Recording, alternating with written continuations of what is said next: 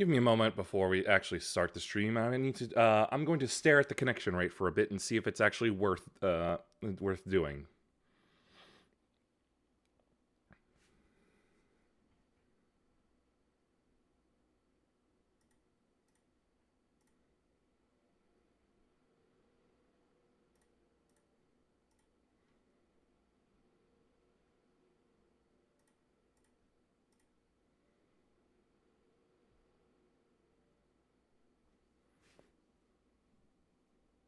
Ah, there's the drop I expected.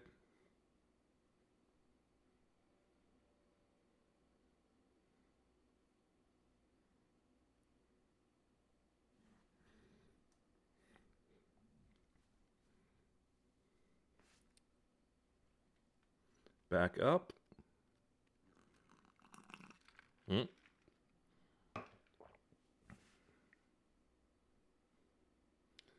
That's odd. The connection is still high, but it says it's lost a bar.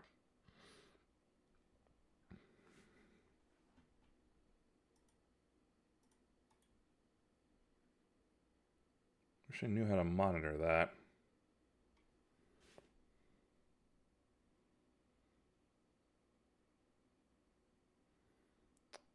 And again, I've given the computer about the best start possible for this. I give it a full shutdown and turn back on, and a full fresh internet connection via a router reset. So any connection problem is not 100% not on my end.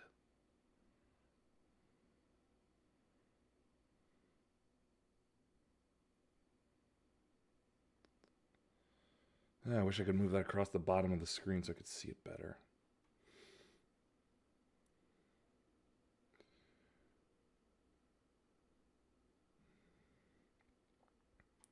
I'll give it to 3 minutes and 30 seconds in.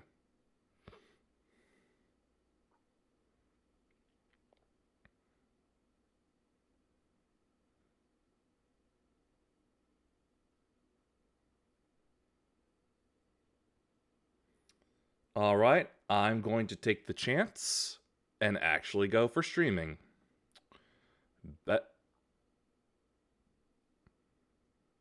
It's awfully late of you, ads. I think that requires a check-in.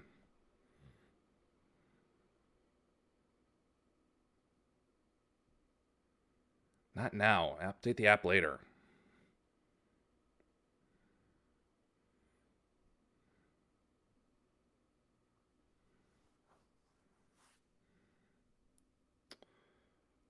Okay, let's see here.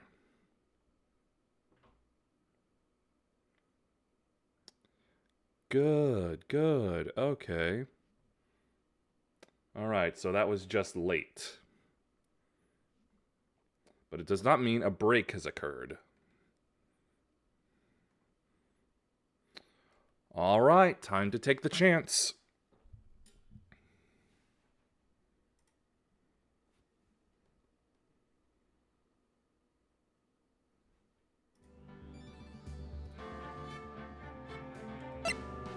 Let's see if I'll finally be able to get through this last case.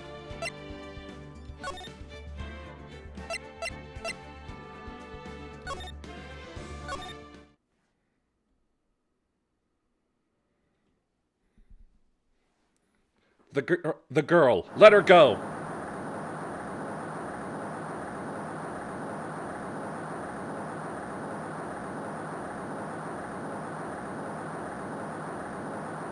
Shut up! Come closer, and I kill her!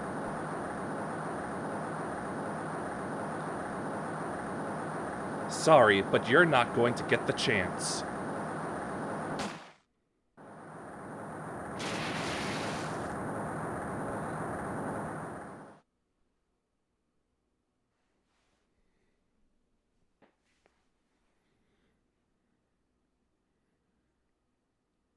I'm reading through the file of an old court case. It was the first case of my longtime mentor, Mia Fey.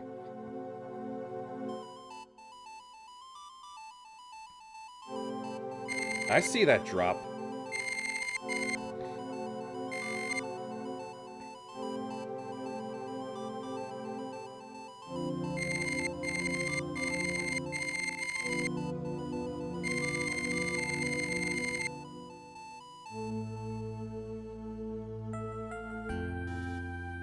Her very first client was a death row inmate who had recently broken out of prison. That was a whole year before Mia and I ever met.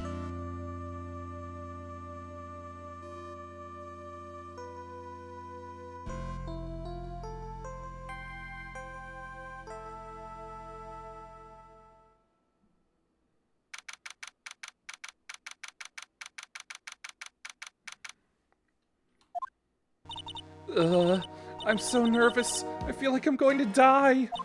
I never should have accepted this case. Eek! Ah, good morning. Don't be so jumpy, Mia. I didn't do nothing. I swear, I didn't kill nobody. Terry Falls, my first client. Sentenced to death 5 years ago, and now a prison escapee. Just relax, Mia. Make small talk and try to relax him. So why did you escape anyway? I'm sorry. I didn't do nothing. I didn't kill nobody. I never lie. I didn't escape from nowhere. But Mr. Falls, the police just recaptured you 2 days ago. Sorry. I told a little lie. Oh boy. But anyway, I didn't do it. I never killed nobody. Sorry for asking, but you're on death row, right? I'm really sorry! They sentenced me to die 5 years ago, but I was tricked, I tell you! That woman, she lied in her testimony. That's why I got the death penalty. I swear it, I didn't kill her. I could never do that. 2 days ago, he escaped from the police wagon when it crashed. Then, about 8 hours later, a policewoman was murdered before the police could recapture him. The police believe that Terry Falls did it. After you escaped, did you meet a policewoman? Yeah, I did. She's the reason I escaped. So that much is true. He did meet with the victim.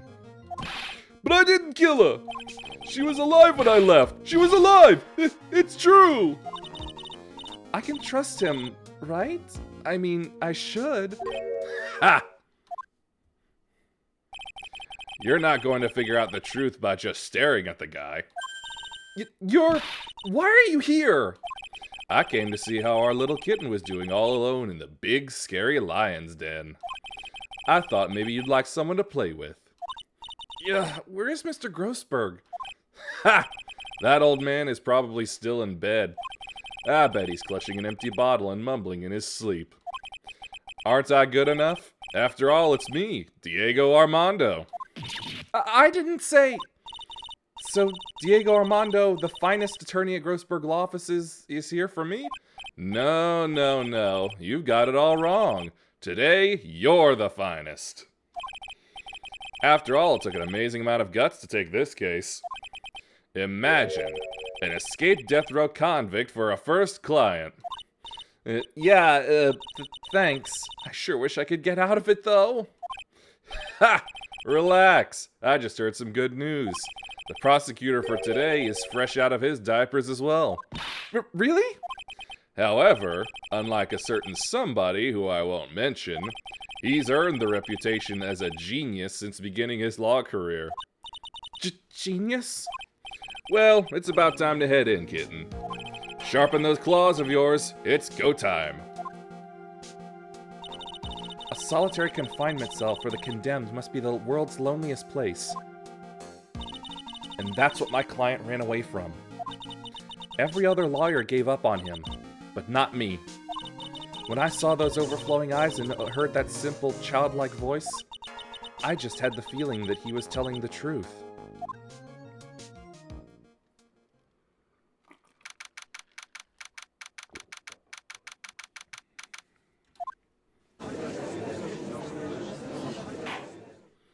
Court is now in session for the trial of Terry Falls.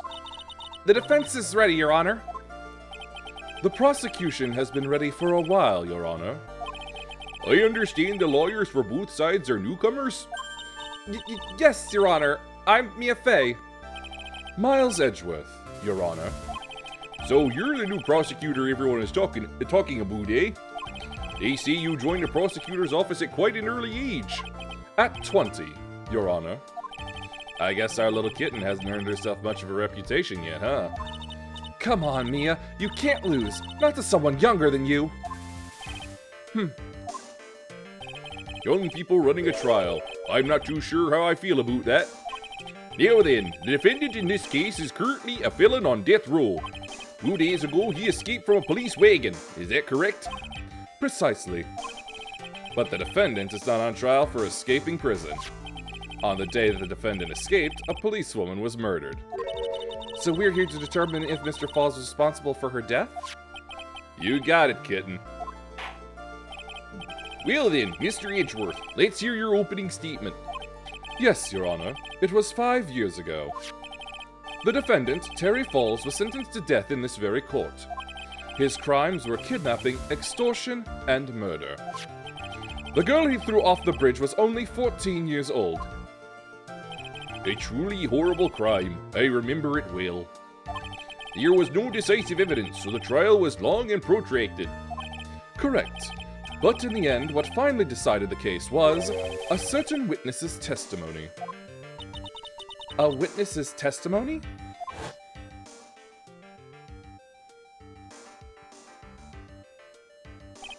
The testimony of Detective Valerie Hawthorne, the person who confronted this criminal.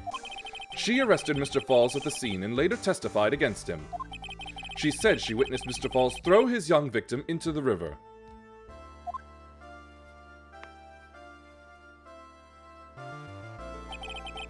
For those who are not aware, Eagle River is well known for its powerful current. Most bodies that fall in are never recovered. So Miss Hawthorne's testimony was the one that put him away. That policewoman you just mentioned, that wouldn't be... Exactly. The victim, the same woman that was killed 2 days ago. Police Sergeant Valerie Hawthorne. Aha! I see. The man who was sentenced to death based on her testimony escaped 2 days ago with only one thing on his mind, to take revenge against the woman who convicted him. Aha! The truth is becoming clear to me now. Huh? Yes. It's quite obvious that the defendant is guilty. Well, wait a minute, that's not right. At least hear the case before you decide on the outcome, Your Honor. Watch yourself, Miss Fee. I'm not sure I care for your word choice or your tone of voice. Young people these days simply don't know how to respect their elders. Why, you're even younger than me, you hypocrite. Now then, Mr. Edgeworth, please call your first witness. I call the detective who is in charge of the initial investigation of this case.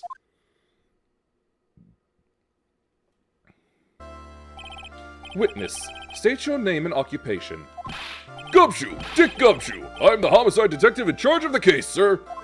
I finally got promoted to the detective division half a year ago! I don't believe anyone asked you about that. Hey, ma'am! You got any idea how much work it takes? What is it? You're really gorgeous. Excuse me? No, seriously, my heart, it's aching for you. Detective, pull yourself together and try to be professional. Otherwise, I'll write you up on contempt so quick that something other than your heart will ache. Yeah, okay, I got it. Now, detective, tell us about the incident. Yes, sir, right away. The victim was Sergeant Valerie Hawthorne, a veteran on the police force. She was stabbed in the back with a knife and died from excessive blood loss. That much is already stated in the autopsy report. The court would like to hear more details about the incident itself. Yes, sir, I gotcha. Okay, let's take a look at this aerial map of the area here.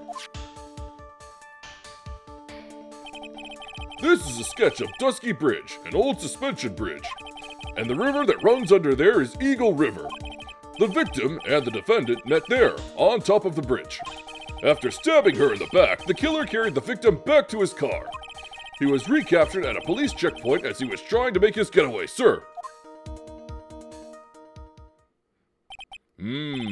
I see.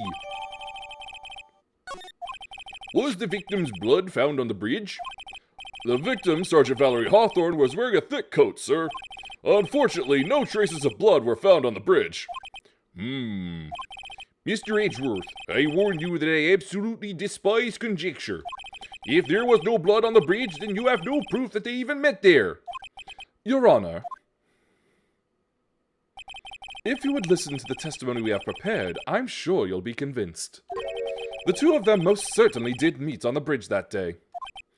Why, Mr. Edgeworth? I'm not sure I like you wagging your finger at me as though I were some hoser. Detective, proceed with your testimony. Yes, sir. Here we go, Mia. Hang on. Okay, now, listen carefully, kitten. One little mistake and this guy will drink you for morning tea. Trust me, and get ready.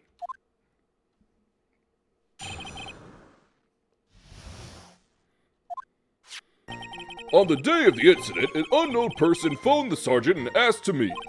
Sergeant Hawthorne went to Dusky Bridge at the designated time and met with Mr. Falls. And that's where she was brutally murdered, sir.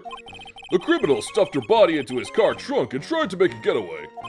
Mr. Falls was arrested at a police checkpoint we set up at the base of the mountain. Well, you certainly have established the importance of the bridge. Naturally. Now, would the defense please hurry up and proceed with the cross-examination? Yes, Your Honor. Cross-examination. Coming right up. Hey, settle down there, kitten. If you keep trembling like that, you're gonna make me spill my coffee. I'm not trembling. It's just cold in here. A courtroom can be a cold battlefield, all right. Especially for a beginner. I don't need you to worry about me. I mean, the defendant, the witness, everyone's a beginner in here. Ha! You got me there. But maybe you should keep your claws out and show them what you've got, kitten. It's okay, Mia. Stay calm. Just remember those court procedure videos you stayed up all last night watching.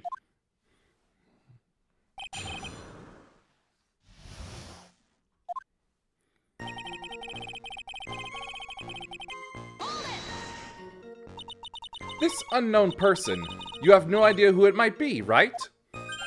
Sorry, but I'm afraid I do. What? The one who called Sergeant Hawthorne was the defendant, Terry Falls. What? The defendant? The defendant called her? Sergeant Hawthorne was a very thorough person, sir. She left a note about her phone call with Mr. Falls. A note? Yeah, a top secret memo that she left in her desk.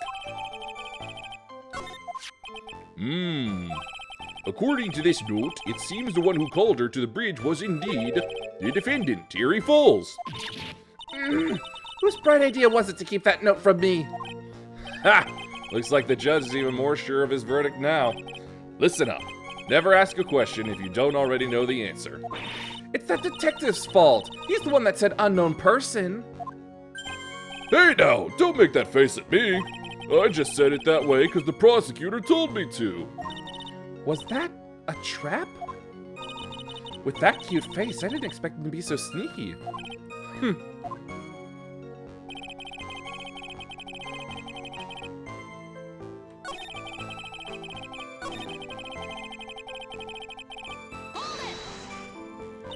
Mr. Falls had a car then? Well, that bridge is way up in the mountains, ma'am. The defendant and the victim both went up there by car. I mean, how else, right? What? You mean the defendant drove his own car? No, of course not. It was stolen. He stole it from a young couple that had been waiting at a red light. Car thieves. I'm not sure how I feel about car thieves. Is this guy sure about how he feels about anything? This is a photo of the stolen car's trunk. Naturally, that's the body of Valerie Hawthorne in there. Whoa, that doesn't look too comfortable. The victim, she was stabbed in the back, correct? Yeah. Ha! For some reason, men always seem to get stabbed in the back. We're talking about a woman here. You can't tell from this photo, but the knife was stuck in her back nice and firm. condition of the body when it was discovered is very important information. Detective, was there anything strange or noteworthy in the trunk of the car? Here's a photo of the trunk, but I don't see anything strange, do you? Anyway.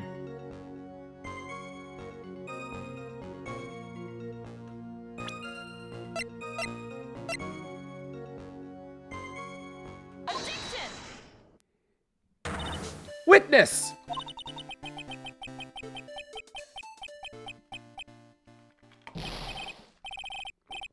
What is it? You have something to say, Miss V? I'm sorry, I totally forgot what I was going to say. This is the first time I've ever had to actually address someone like that. Grr. You should have practiced before coming to court. Honestly, Miss V, I'm not sure I like this. Say there, little kitten. Want a piece of my coffee candy? Candy? Well, you're still too young to be drinking real coffee. Come on, Mia, shake it off. You're a lawyer. Detective! Yes, ma'am. This photo. You said that there was nothing peculiar about it. Is that correct? Yeah, that's what I said. Well then, I suggest you take another look at the note written by the victim. The note? It very clearly says, wear white scarf for identification. The caller must have forgotten what the victim looked like. Thus, this special request. Oh, I have one very simple question for you, Detective. Where is the white scarf? I can't seem to find it in this photo. Well, to be honest, we didn't find it in the trunk, ma'am.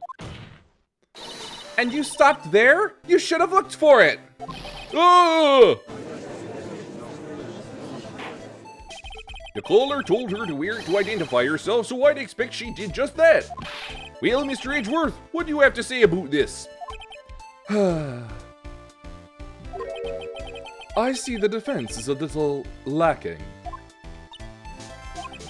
The scarf you are searching so desperately for, is it this one, perchance? Ah! Well, where did you find that, sir? On Dusky Bridge. I was there first and decided to conduct my own investigation. Why? Why didn't you tell me? I made a decision to keep all pieces of evidence in my personal satchel. It's the safest place I know. That hotshot sure has a flair for the dramatic.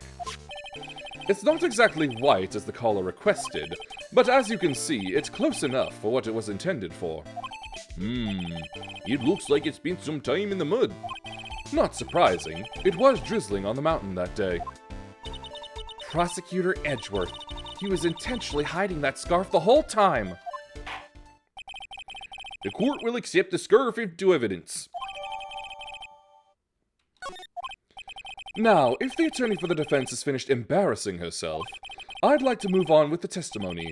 That is all right with you, isn't it, Miss Fay? Boy, would I like to wrap this scarf around his smarmy little neck. Very good.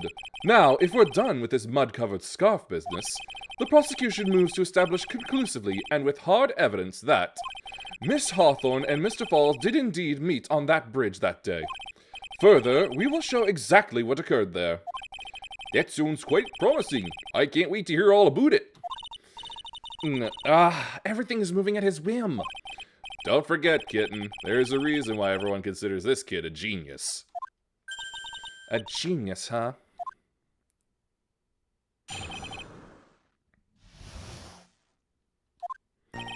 Actually, there's an eyewitness who was there when the incident took place. This photo was accidentally taken by the witness. It shows the Vic wearing the scarf, sir. It was drizzling that day. Unfortunately, it's a little hard to see what's going on. Anyway, the criminal shoved the victim down from behind and stabbed her in the back. That must have been when the scarf fell off. Looking at this photo, you really get the sense that this bridge is very high up. It is about a 40-foot drop from the bridge to the Eagle River down below. Mr. Edgeworth, who took this photo anyway? Let's just say that it was a well-intentioned third party. Aha! A potential witness! So why isn't this person in the courtroom? Well, they said they absolutely did not want to testify. The person in question is very delicate, Your Honor. Besides, as long as we have this photo, we see no reason to compel them to testify. I'm not sure how I feel about that. So, as you can see, Terry Falls had both the motive and the opportunity. I think it's quite clear at this point what happened on that bridge. Aha! The truth is becoming clear to me now. Huh? Yes, it's quite obvious. He's clearly guilty. Not again! That's not fair! I haven't even done my cross-examination yet! What do you mean,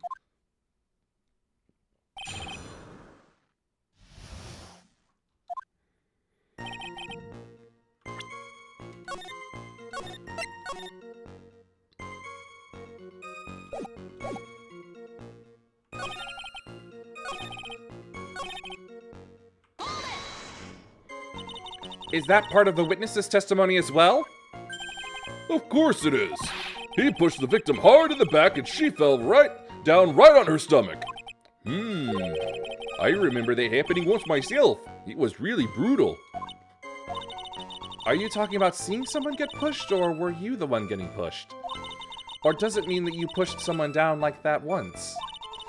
With his mind-boggling tales and the way he said brutal, I wonder if he's Canadian. Ha! Save your nasty look for the right person. Huh? Take a look. Poor baby. The court record seems to have wet itself. Hey! Watch where you spill your coffee! The court record, huh?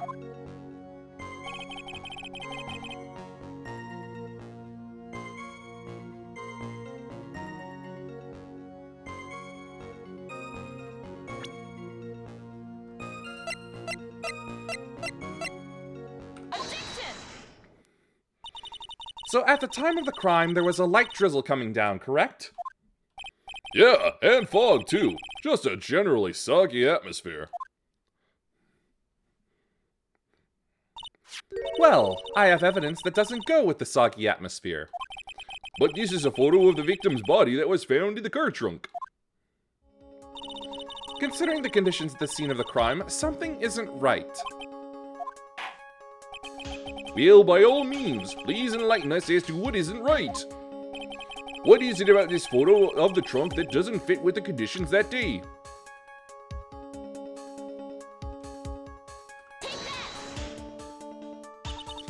Naturally, the answer is right here! The victim's coat? As far as I can see, there is nothing strange about it. That's exactly what's strange. Recall the testimony. What were the conditions on the bridge that day? It was drizzling and foggy. Dusky Bridge was all wet. If the victim really had fallen down on her stomach on top of the bridge, then the front of her coat should have been covered in mud. That's exactly right. The other day I fell on a muddy street and my gorgeous playoff beard was befouled. I do admit that the crime scene was quite wet that day. However, that doesn't mean that the top of the bridge itself was muddy. If Your Honor had fallen in the shower instead of on a muddy street, your glorious hockey beard, pride of the legal league, would be wet, but not muddy. Fortunately, I have yet to test that. Still, your point is well taken. Can you prove that the surface of the bridge was muddy that day? The surface of the bridge, huh? Ha! A real man wouldn't stand for a taunt like that. Neither would a real woman. Of course I can. Here's the evidence that proves the surface of the bridge was muddy.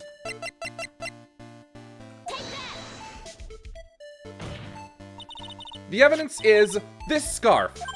Oh! It should be obvious. If the scarf fell onto the bridge and got this muddy, it means that the bridge was obviously covered in mud.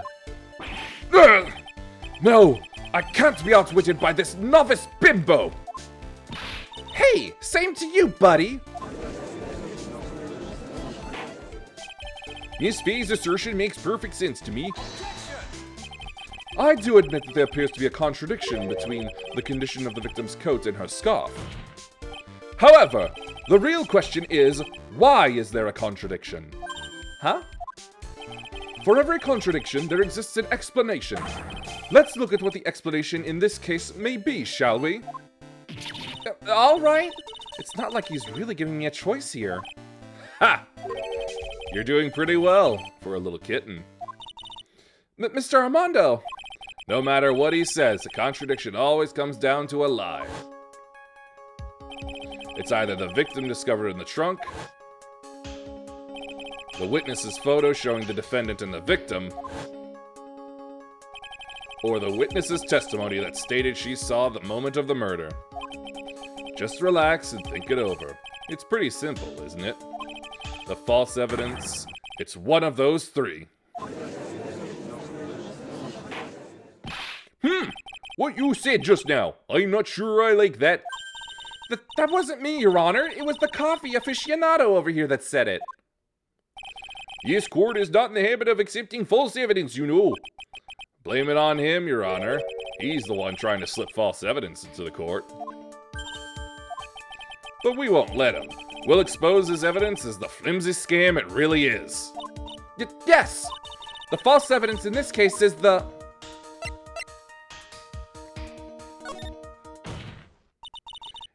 It's a no-brainer. Obviously, it's the witness that's suspicious.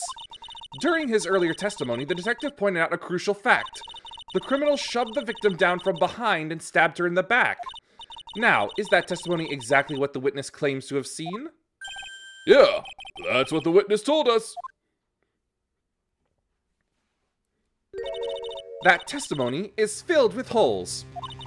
After all, the victim's coat isn't dirty at all. It's true. Ha! It's not just true, it's the truth.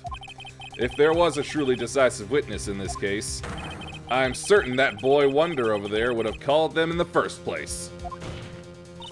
Your Honor, the defense requests to cross-examine the eyewitness. The testimony presented so far is not only vague, but contradictory as well. Well, Mr. Edgeworth, it appears that we'll need to hear from your mystery witness after all. You should brace yourself for the brutal truth. Your Honor, the prosecution has no intention of hiding the witness from the court. We are prepared to present our witness at any time. Very well. Please bring forth your witness at this time. What Mr. Edgeworth said kind of worries me. What does he mean by the brutal truth?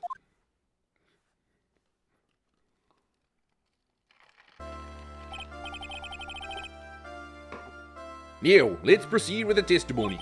Mr. Edgeworth, please go right ahead. Thank you, Your Honor. The prosecution summons the woman who saw the events that day with her very own eyes. This is it, Mia. The battle begins here.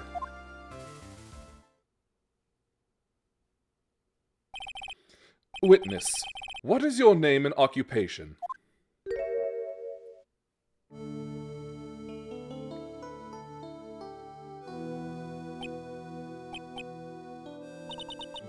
Everyone is so silent that I can hear their hearts going pitter-patter. Oh. When I look at you, how can I put it?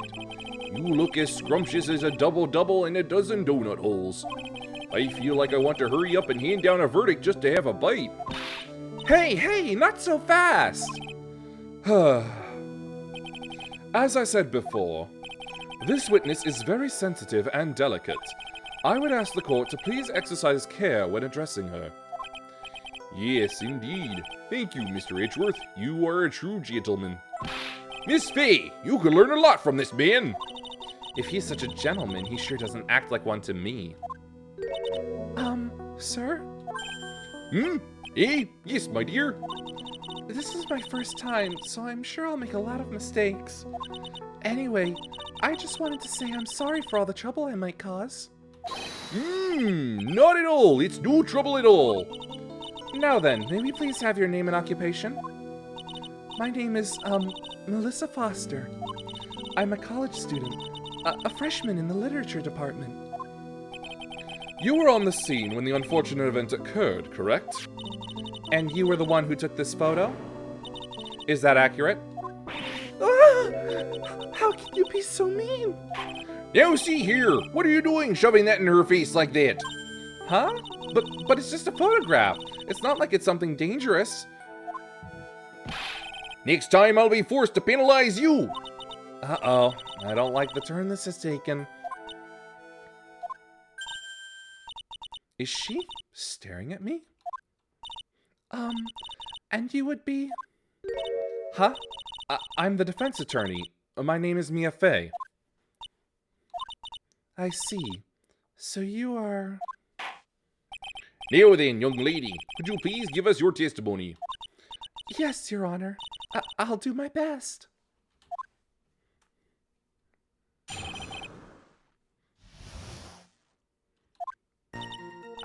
I was using my camera to take some pictures of wildflowers. Then I noticed there were two people standing up on the suspension bridge. Suddenly, they just started fighting. That's when I hurried and took the photo that shows the crucial moment. And right after that, I called the police. By the way, where were you standing when the incident occurred? I believe the map would be of help here. I was standing right over here. I was standing in a beautiful field surrounded by tall cliffs. So you took the photo from that location, eh? I brought the camera I was using at the time, just like Mr. Edgeworth asked me to. Ho ho ho!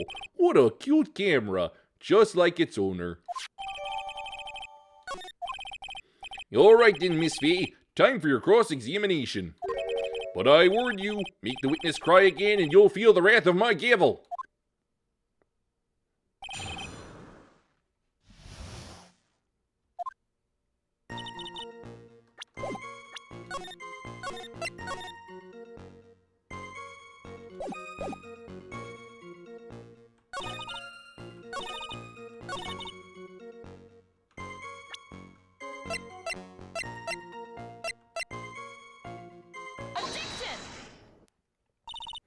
Witness! When you said you took a photo of the crucial moment, is this what you meant? All I can see in this photo are two people facing each other. You testified that you saw the two of them starting to fight. Normally, that's the kind of thing we would refer to as a crucial moment. Why haven't you presented a photo like that? Well, you see... The photo we presented was the only one there was. But if you really wanted to capture the crucial moment, then what happened next? You must have taken a photo of it! Oh! My apologies, young lady, but Miss Fay's assertion is not without a certain amount of merit. He can certainly downplay a situation, can't he? I'm sorry. I'm a very bad girl. I used it all up. The film, I mean. You ran out of film? This photo was the last one. What? Unfortunately, that is the truth. I personally examined all of the photographs she took that day. All the other photos are of the witness herself playing among the wildflowers. The witness herself? Then who took the photos? Well, you see, my camera has a timer feature built into it. So, you took photos of yourself? I remember taking some photos of myself once too. Please, no details.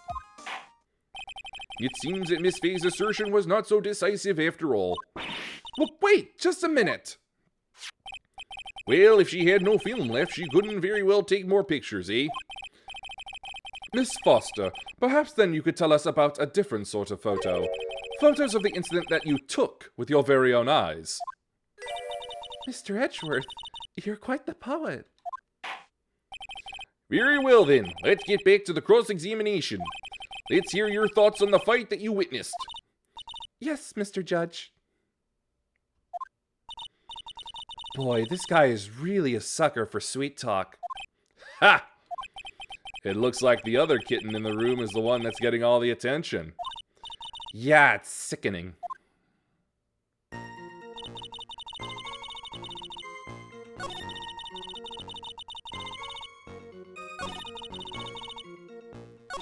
The victim turned around and tried to run away, but she only got about 10 yards before she was stabbed in the back.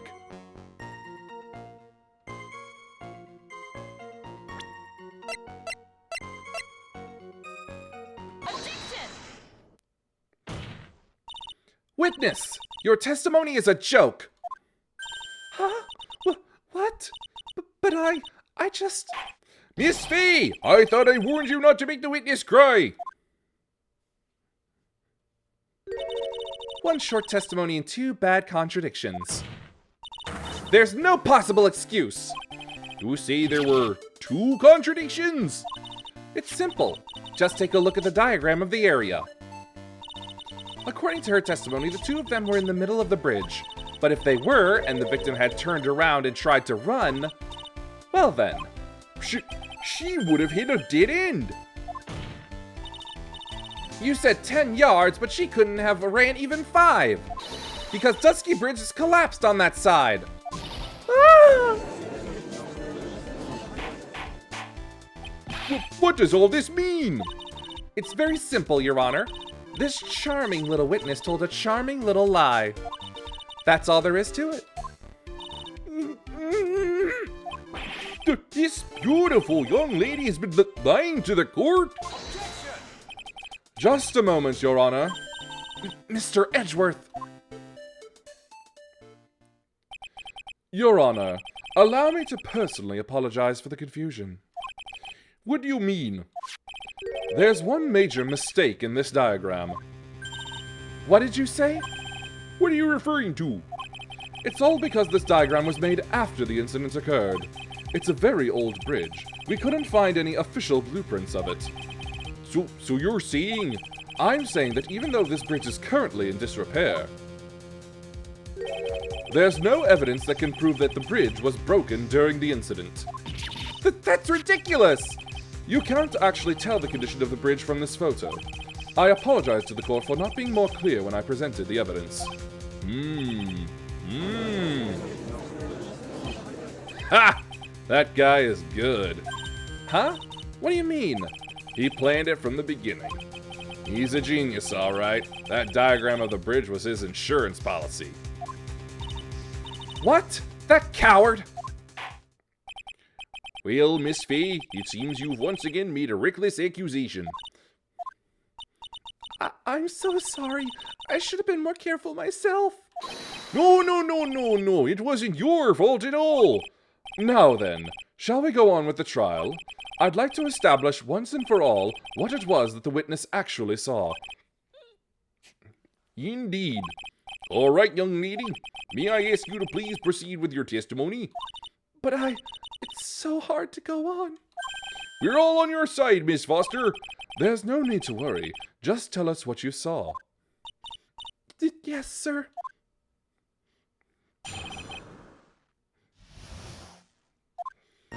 After he stabbed her in the back, he quickly picked her up in his arms. Then he carried her over to the car. I suppose that was the only way he could make sure the body stayed hidden. He couldn't just leave the body on top of the bridge. Oh, I'm sorry. I'm only supposed to talk about what I saw. Witnessing such violence must have been difficult. Yes, sir. I'm still shaken up. If he accepts this testimony as it is, we're finished. Don't say that! Oh well. Maybe I'll stop off at my favorite cafe on the way home. They make a really great mocha latte.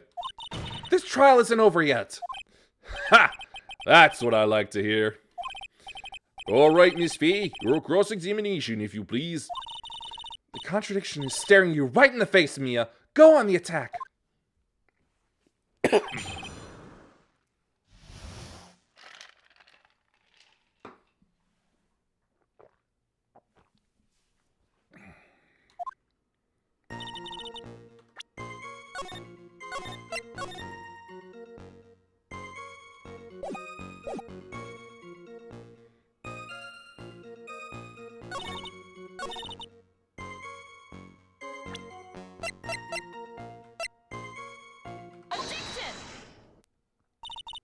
A killer not wanting his victim to be found. I can understand that. However, the idea of moving the body for that purpose is clearly odd. There was a much easier way to make sure the body wasn't found. Well, what is it? Take another look at the map of the area and you'll see how. There's a river right below the bridge. Earlier, Mr. Edgeworth pointed out something interesting about the river. For those who are not aware, Eagle River is well known for its powerful current. Most bodies that fall in are never recovered. Oh! In the kidnapping case 5 years ago, the victim's body was carried away and never found. If 10 murders were to occur at that same spot above the Eagle River, you can bet your boots that every other killer would have tossed the body in the water. Order, order, order! I'm not sure if I care for the way you put that, Miss Fee, but I must admit it does seem odd not to have thrown the body into the river. Oh? Well, Mr. Edgeworth. How sad. Perhaps Miss Fay would do well to try taking a dip in the river herself. After all, you claim to be such an expert in the ways of nature. What are you talking about? My point is that no matter how odd you may find the killer's method of body disposal, the fact is that this is what the killer did. None of your arguments have anything to do with what the witness saw. Quite true. Miss Fee, it seems that your assertion is without merit after all. But what the witness claims to have seen is totally ridiculous. Surely you can't deny that the body was found in the trunk of the car. That's certainly consistent with what the witness has told us. Please, witness, go on with your testimony. I'll try. All you have to do is tell us only what you saw. Otherwise, the mean lady might yell at you again. Who's he talking about? All right, I'll do my best.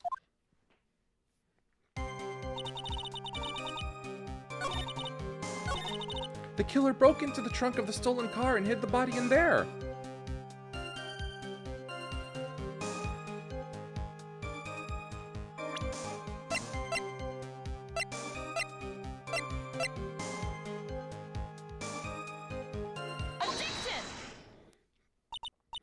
Well, Miss Foster, it looks like you've done it this time. Done what? Made a crucial mistake. A crucial mistake? Like what, Miss Fee? The killer broke into the trunk of the stolen car and hid the body in there. You're saying you saw that, right? With your very own eyes? Yes, and? It's simple, Miss Foster. Take a look at the diagram.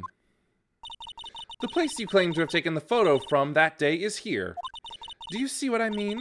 Even if you try to see the car, this outcropping of rock is directly in the way. Ah! That's right, Miss Foster. From where you were standing, you could not have possibly seen the killer's car. Ah! I admit that the diagram shows a large outcropping of rock. However, it isn't so tall that it would stop her from seeing the car. That's right.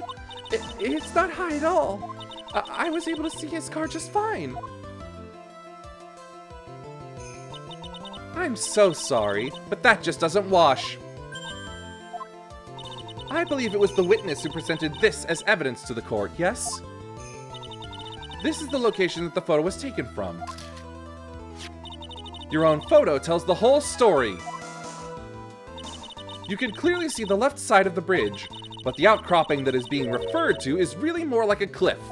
Oh! Your view should have been completely cut off by this cliff. But still you claim to have been able to see the killer's car. No! Order! Order in the court! What is the meaning of all this ballyhoo? Your Honor, don't jump to any hasty conclusions. The fact that the escapee fled in a stolen car was reported on the news. After witnessing a murder, I'm sure you can appreciate that the witness was very upset. She must have heard about the stolen car and convinced herself that she saw it.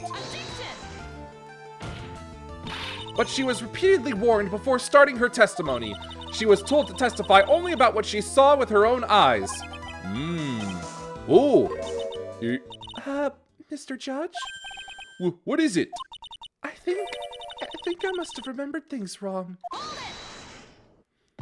Hey, wait a minute! You can't just say that!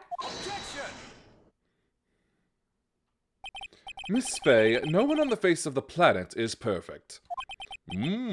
Yes indeed. Quite true. You know what they say. To err is human, to forgive divine. I am inclined to give the benefit of the doubt to our witness here. What? That's not fair! Ha! Save the tears for later, kitten. Mr. Armando? Don't look back until the trial is over. Now is the time to go forward. But that wasn't fair! Okay, kitten, you need to relax. Then you need to remember the other kitten's testimony. The killer broke into the trunk of the stolen car and hid the body in there. So tell me, how did she know that? How did she know that he broke into the trunk? Aha! Well, Miss Foster, until you can explain how you knew that, you're going to have a lot of very suspicious people on this side of the courtroom. Well, witness? Well, I'm certain that he broke into the trunk because there were marks left on the trunk lid. I'm certain they were scratch marks from when he broke into it. What? Let me see that photo. It's true. These certainly look like scratch marks around the keyhole. It's obvious that this trunk has been broken open. Well, Miss Fee, are you satisfied? The judge is on her side. I can't make any mistakes here. What she just said, is there a contradiction in there somewhere?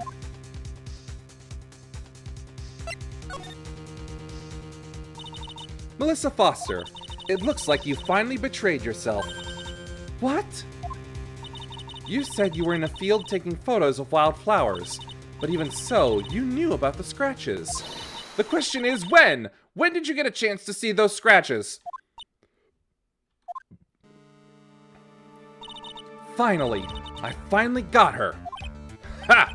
I'm getting pretty tired of waiting over here. Then perhaps it would be faster if Miss Fey explained herself. Your Honor, there's only one possible explanation. The reason the witness had seen the scratches was...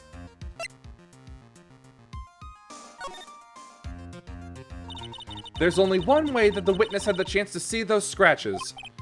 Yes? What is it? Naturally, when she opened the trunk and stuffed the corpse in herself.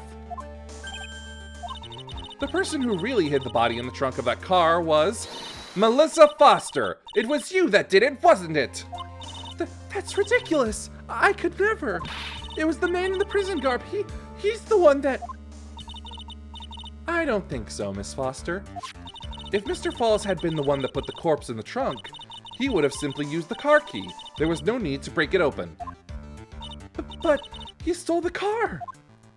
He stole it from a young couple that had been waiting at a red light, which means that the key would have still been in the ignition. Oh, I see.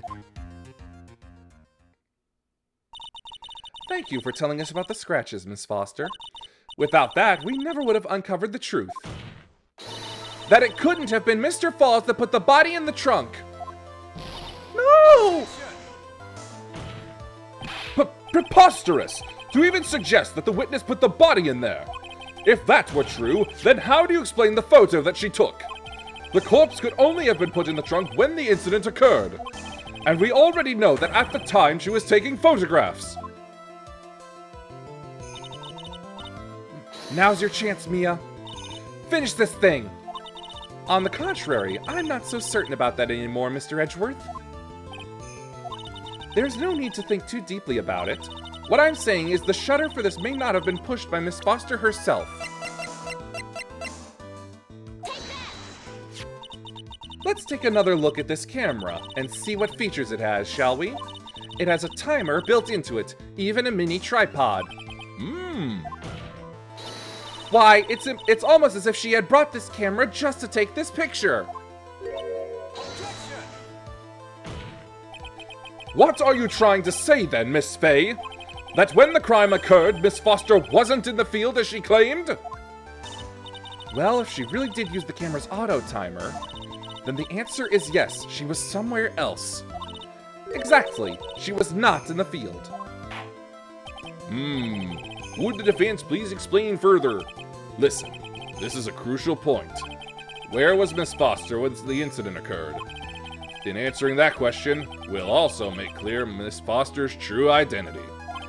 Well then, please answer this question. Where was Melissa Foster when the incident on the bridge occurred?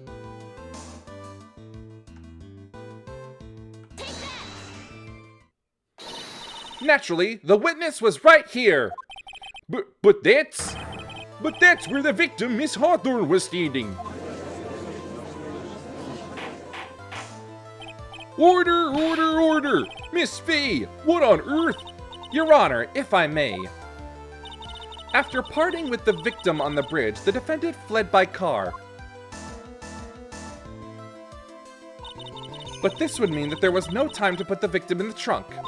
In other words, if someone put the body in the trunk, it could only have been before the defendant met the victim. How asinine! Of course Mr. Falls met with the victim. The only person with the opportunity to have put the victim in the trunk is the same man that killed her, Terry Falls.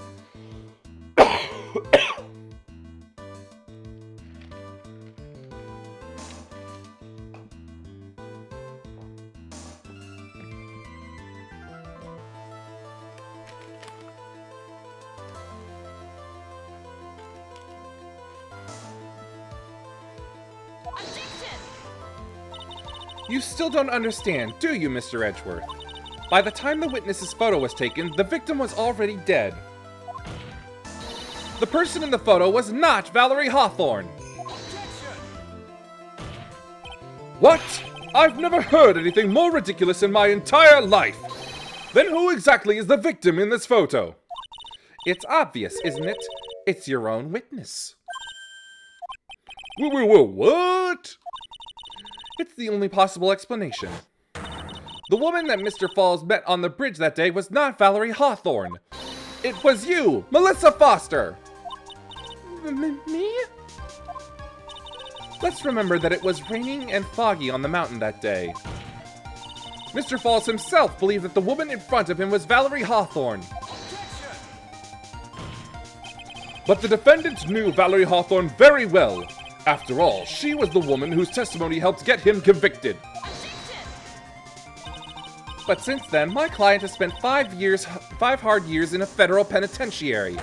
He couldn't remember exactly what she looked like anymore. You are just making this up as you go along. Where's your proof?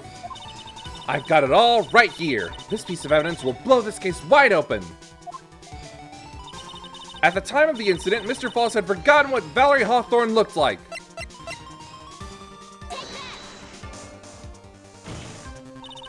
Mr. Falls had forgotten the victim's face.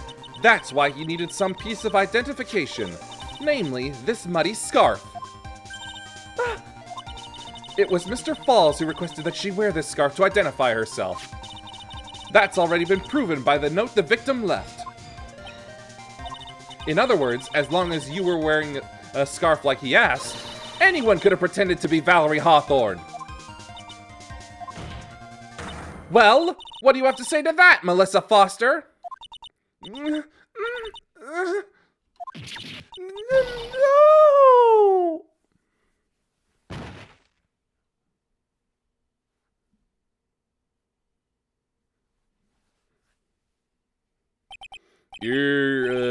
Where's Miss Foster? She's collecting herself in the lobby. It's obvious that Melissa Foster did it. She hid the body in the trunk and disguised herself as the victim. She set up the camera to snap a fake photo of them together. The only question is, why did she do it? Well, isn't that obvious? She's the real culprit. Ha! Well, we'll have to wait for Miss Foster to compose herself before we start again. Until then, this court is in recess. The defense and the prosecution are both to wait in their respective lobbies. Yes, Your Honor. Understood. Very well. This court is in recess.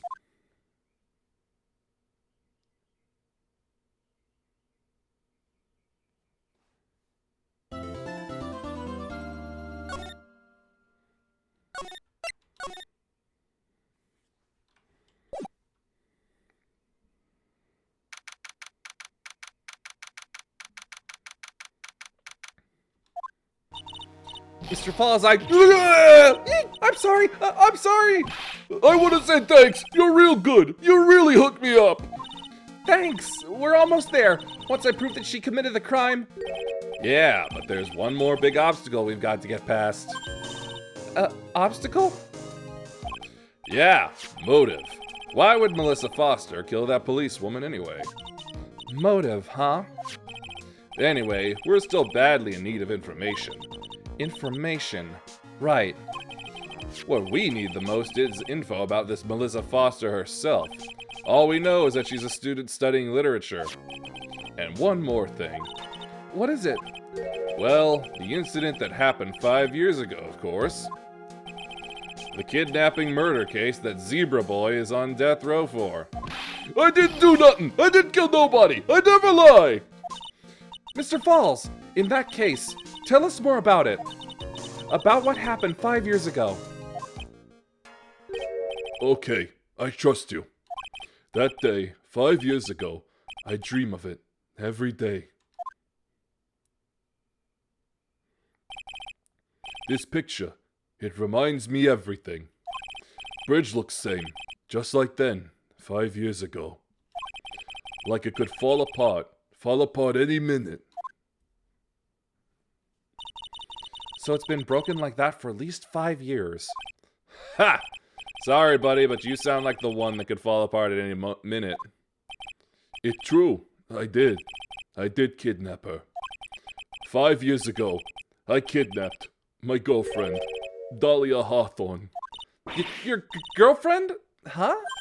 Hey, hold on there. Did you say Hawthorne? Or the victim's last name? Dahlia Hawthorne, Valerie's little sister. What? Are you serious? The girl, let her go.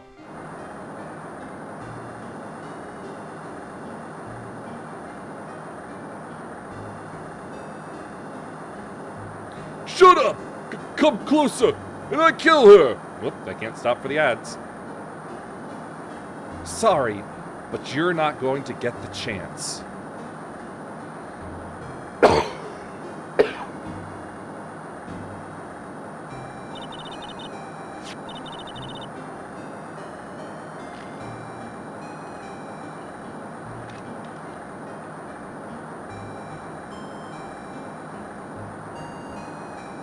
The detective back then was Valerie Hawthorne. At first I thought shooting someone for a kidnapping was crossing the line, but if it was to protect her little sister, I can understand why she did it. Wrong! No protect sister! Valerie betrayed me! Betray us! What do you mean she betrayed you? Everything! All lies! All make-believe! Kidnapping too! A make-believe kidnapping? Dahlia, my girlfriend, my love, my teen angel. Did he actually say my teen angel? He's seen one too many soap operas. I do anything she says, anything Dahlia says. Anything Dahlia says? Hold on a minute. What you're saying is that the kidnapping 5 years ago was planned by... Yeah, me and Dahlia, and Valerie too. Valerie was in on it? Dahlia's family rich. Jewelry business. We get one jewel. That's what we thought. Me and Dahlia wrote kidnap note. We sent to her dad. Asked for $2 million diamond. Tell him make exchange on Dusky Bridge. We tell him Valerie make transfer cause she knew detective. Having a police detective in your pocket is a useful thing, alright. In the end, you were planning on splitting the 2 million 3 ways, huh? Yeah, but that woman!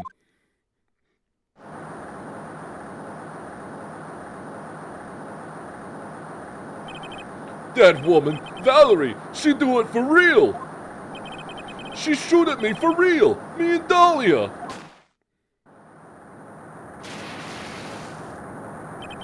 I was shot in arm. Dahlia, she jump in river.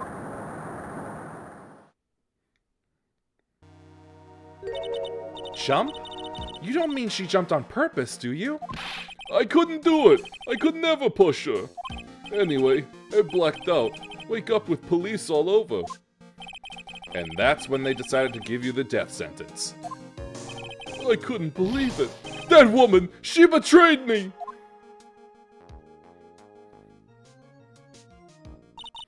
That man, Terry Falls, he killed her. He threw her off the bridge. He threw my beloved sister into the roaring river 40 feet below.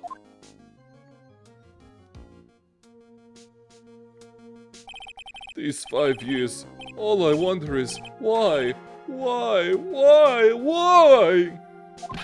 Why did she lie? That's all I want to know. So that's why you called her. You wanted to hear the truth from Valerie herself. Yes, but I forget what she looked like, so I tell her to wear a scarf. I don't want to hurt her, just ask why. Why? Why did you lie? Why did you betray me? I just want to hear answer come from her mouth, that's all. So that's why you made a crazy escape like that. Just one thing, Zebra Boy.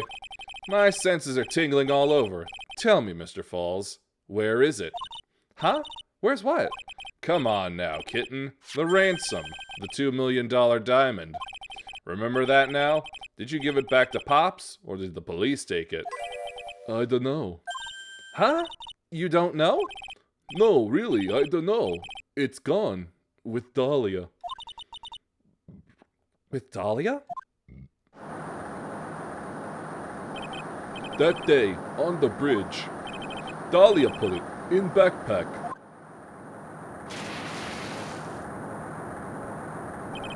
Now gone, with Dahlia.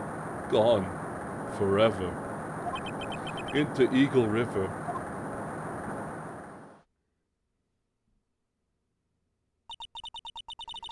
It disappeared with Dahlia, huh?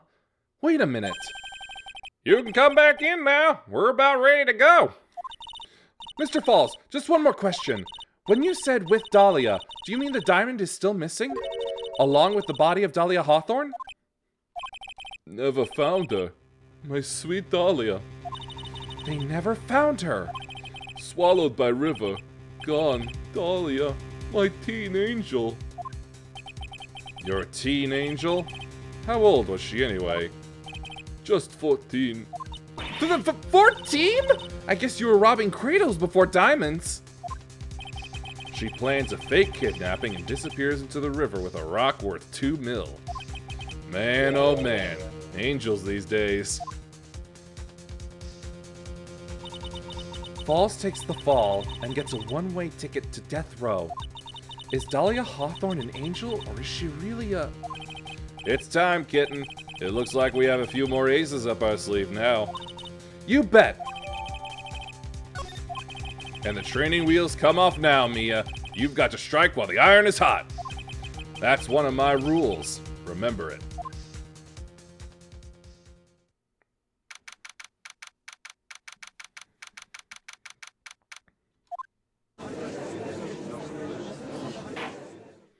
Now then, let's continue with the trial of Mr. Terry Falls. Witness, are you feeling better? Yes, Your Honor. I'll try my best. You're a brave young lady. Not this again. I can understand a defense lawyer wanting to get her clients off the hook. However, to try to pin the crime on an innocent student is... What are you talking about? My witness is not the person on trial here. She's an innocent bystander who witnessed a violent crime. That's all. What possible reason would a girl like this have for murdering a policewoman? It's certainly hard to imagine this woman is a murderer. Her motive, huh? I figured that's what I had to establish next. Well, Miss Fay, you have any evidence of a motive? Yes, of course. I think. Ha! You're still acting as tame as a kitten. Kitten? Mr. Armando. Listen, a lawyer is someone who smiles no matter how bad it gets. Smiling on the outside while your guts are twisted in knots is the mark of a pro. Maybe so, but I wish you would quit grinning at me like that. Excuse me, may I speak, Mr. Judge? Of course! Mr. Judge is ready anytime you like. I'd like to say something. Some people here are suspicious of me, right? That's why I at least wanted you, Mr. Judge, to know that it's not true. I see. You're such an honest and upstanding young lady. It looks like this witness is a real professional. What do you mean? Look at that 100-watt smile. Just when things are darkest for her, click, she lights right up. Very well then, let's hear what the witness has to say.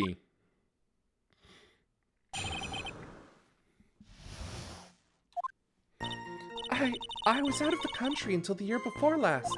Until I entered college, I had never even been to Eagle Mountain before. And I certainly don't have any reason for wanting to hurt a police officer. Holding a grudge and killing the officer who testified against you 5 years ago. Or kidnapping a poor girl. I just think the defendant is a terrible, horrible monster.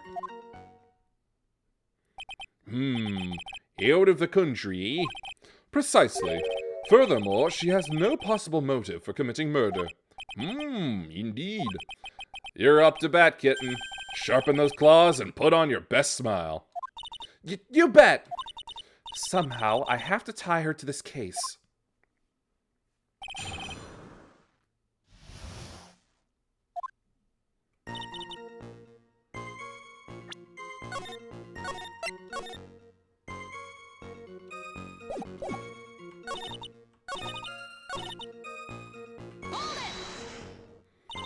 A grudge? Well, the policewoman's testimony was crucial, wasn't it? Crucial in getting the defendant sentenced to death. Yes, and that's precisely why he harbored such deep anger against her. So much anger that he forgot his own guilt. My client has always maintained that he's innocent of those charges.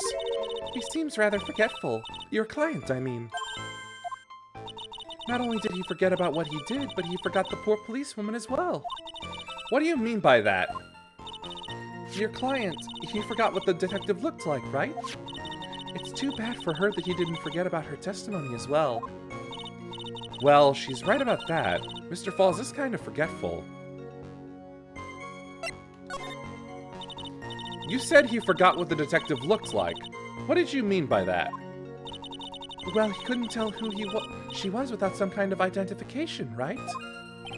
Quite right. That's why the victim was wearing a scarf as identification. Why, if I had been wearing a white scarf that day, then he probably would have tried to kill me. It's true. He's clearly a bitter man. This is bad. Mr. Falls' reputation just keeps getting worse and worse. Sometimes it's best not to poke too deep. What should I do with that last statement? Your Honor, what the witness said just now was tremendously important. I'd like it added to the official testimony. The prosecution has no objection. After all, the defendant is a killer and a mentally unbalanced one at that. That testimony only helps to further prove that point. No, that's not why I... Enough! Witness, if you would. My pleasure, Mr. Judge. I guess I'm lucky I wasn't wearing a white scarf.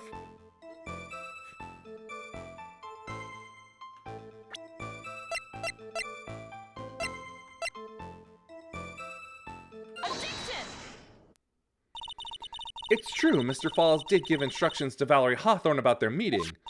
The note that she left said, "Wear white scarf for identification." Yes, what about it? Isn't it obvious? Doesn't it strike you as odd? That note was a secret piece of evidence. How is it that the witness knows about it? Order, order! It is odd, isn't it?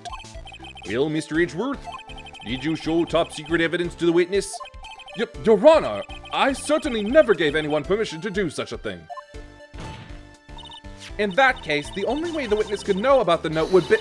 Just a moment! Of course I didn't know about the note. It's just, I saw it when it happened, with my own eyes. When the victim went to see the killer, she used her own scarf to signal him.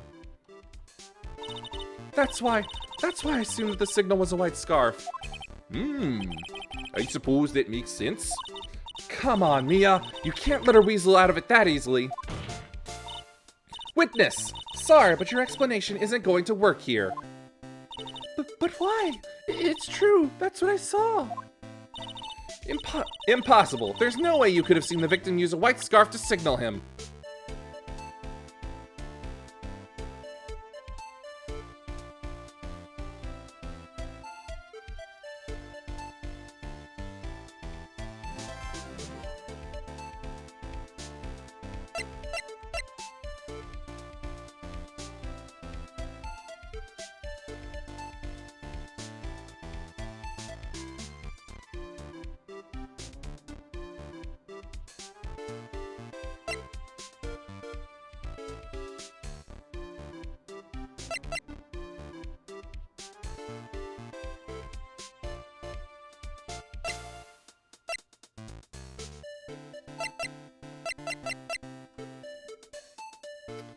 Brain is a little nuts at the moment. Hold on.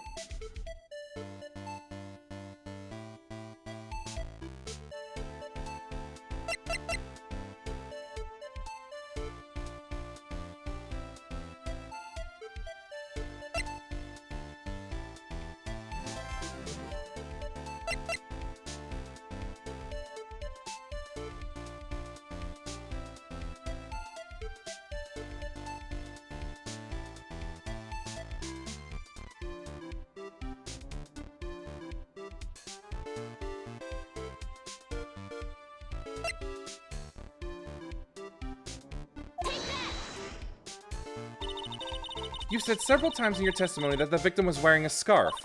A white scarf, correct? Yes, is something wrong?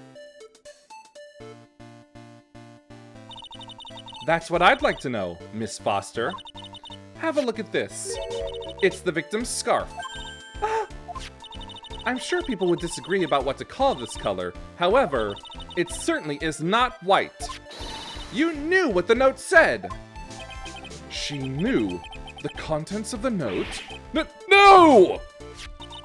It says, wear white scarf for identification.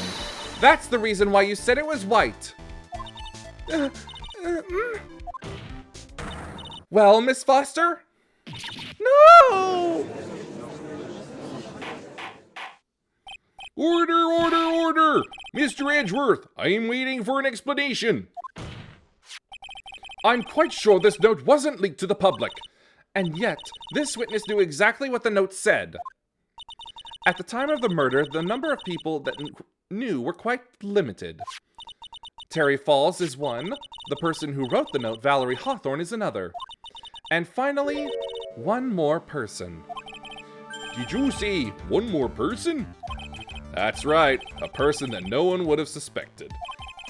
Have you figured it out, kitten? Yep. The third person that knew the contents of the note was...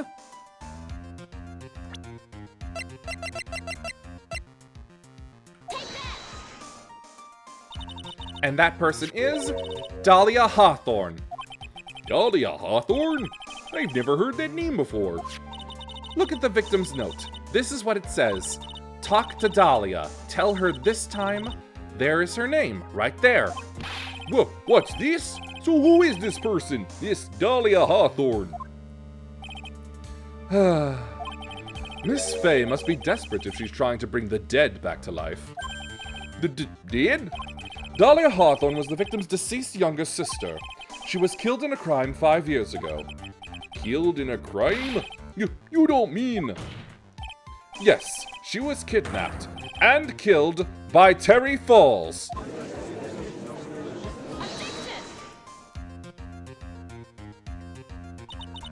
You said she was killed, but was she really? What are you implying? Of course, people thought she had died 5 years ago, when she fell off of Dusky Bridge and was lost in the Eagle River. However, her corpse was never found. She was declared legally dead 5 years ago. As far as the law is concerned, Dahlia Hawthorne is officially dead. But the fact remains that her body was never recovered. Dahlia Hawthorne was 14 years old 5 years ago. If she were still alive, she would be 19 now. Melissa Foster, I believe that's the same age you are. Ah! Even you couldn't... Miss Fay, you're not saying... But I am. That's precisely what I'm saying. This witness before us is the girl that was kidnapped and killed 5 years ago. This girl is in fact Miss Dahlia Hawthorne. What? Ha! Nice work. That was like tossing a grenade into a 3-alarm fire. But unless you can tie all the loose ends together, you're nothing but a hit-and-run arsonist. I understand. If I can expose her true nature, I can turn this whole case on its head.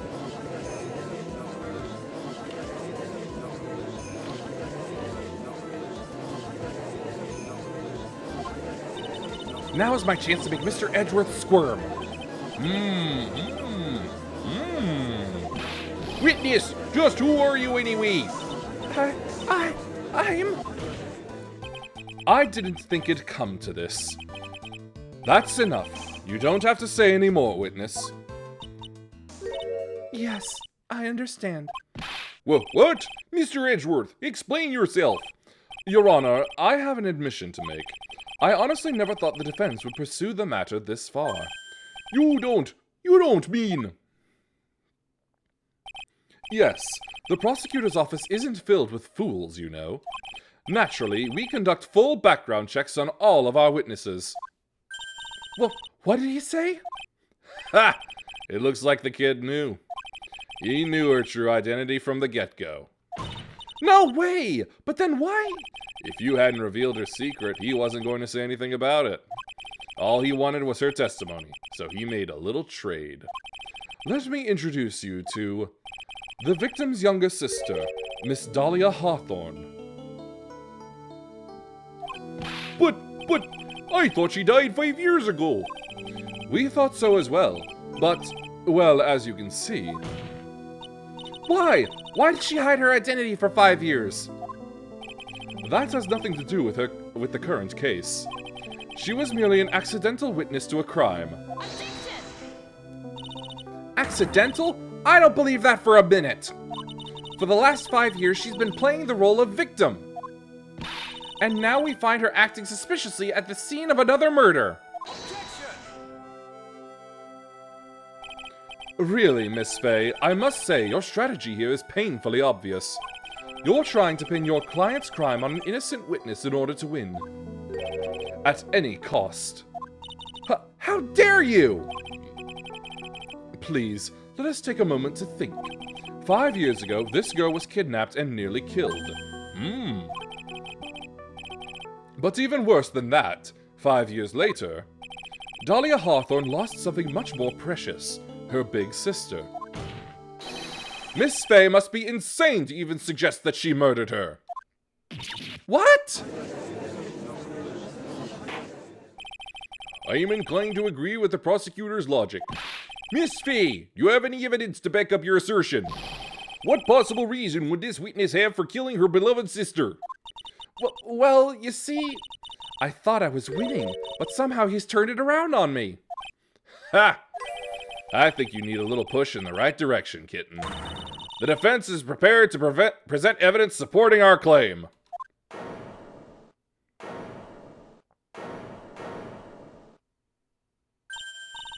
That wasn't me. It was this guy, this crazy coffee addict.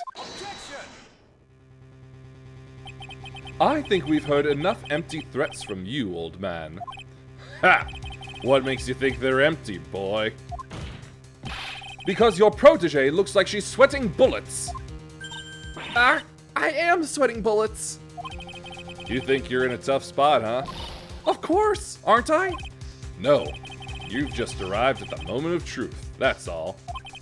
Whether you win or lose, that's up to you. Up to me? The rashness of youth. How charming. This coming from someone younger than me. Now then, let's not waste any more time. Miss Fay, what motive would this witness have for murdering her own sister, Valerie Hawthorne?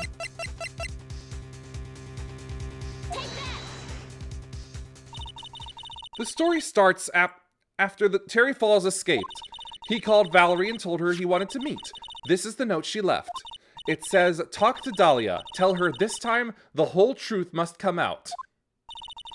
Valerie Hawthorne gave Dahlia a warning. She told her she was going to reveal to the world the whole truth. The whole truth? There was a dangerously important secret between Valerie and Dahlia. That's the reason Dahlia felt she had to kill Valerie. To keep her mouth shut permanently. A terrific story, Miss Fay. If you like fiction, that is. Enlighten the court, Miss Fay. What was the secret that was so important? Where's your evidence? Dahlia and Valerie Hawthorne in Terria Falls. There's only one important secret that connects them all. Oh, yes, I know this secret. Your Honor, the defense would like to request further testimony. What testimony? Regarding the kidnapping 5 years ago, we believe it will explain a lot of things, such as the nature of the important secret between the Hawthorne sisters. Very well. I'll grant your request for further testimony. I know it'll be painful for you, but can you enlighten us once more, my little maple leaf? Yes, I'll try, Mr. Judge. Putting on the old charm one more time, Dahlia? But this will be the last time you hide behind your womanly wiles.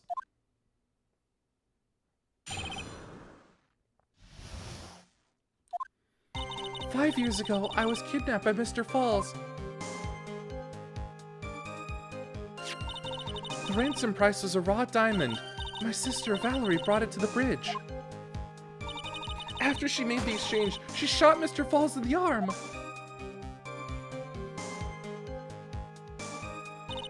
That's when Mr. Falls tried to kill me by shoving me off the bridge from behind. I survived, but I was afraid I might be kidnapped again for my family's money. So I decided to change my identity and start a new life." The kidnapping left her emotionally scarred. With her sister's help, she left the Hawthorne family and started all over again. And we're to believe after all that she murdered her sister? Preposterous! Thank you, Mr. Edgeworth. Miss Fay? Yes, Your Honor? As you've heard, the witness is still traumatized from the kidnapping. I'll ask you again to be extremely gentle in your cross-examination. Mr. Edgeworth got the jump on me again. Ha! If we're not allowed to fight, then let's twist some arms. Listen up. We've still got that info. That ace up our sleeve. What info? Come on, kitten. Don't say you've forgotten already. The fact that the kidnapping 5 years ago was staged. That's right, it was a fake kidnapping. Terry Falls told us that in the lobby. I'd do anything she says. Anything Dahlia says. What you're saying is that the kidnapping 5 years ago was planned by... Yeah, me and Dahlia. And Valerie, too. Yes, that's it! The fake kidnapping is your best shot, Mia. That's her secret.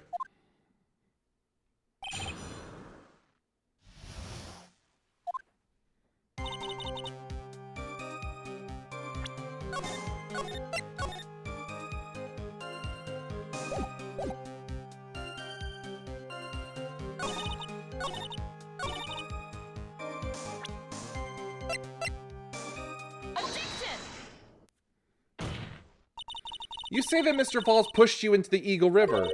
However, that's hard to believe. But it's true. I felt a push on my back. I'm certain of it. It was Mr. Falls. I'm sorry. I guess I wasn't clear enough. I shouldn't have said that's hard to believe. I should have said that's impossible. Impossible? I asked that the court recall the condition of Dusky Bridge, now and 5 years ago. That bridge hasn't changed one bit in these last 5 years. If someone had pushed you from behind, as you have claimed, instead of being carried away by the river, you would have been smashed by the bedrock below. A most certain death. Do you understand now, Dahlia Hawthorne? The very notion that my client pushed you from behind is impossible. Ah! Your Honor, this event occurred 5 years ago. Why, for all we know, the water level in the river may have been higher back then. But it's 40 feet from the bridge to the river. A small change in the water level wouldn't have made a difference.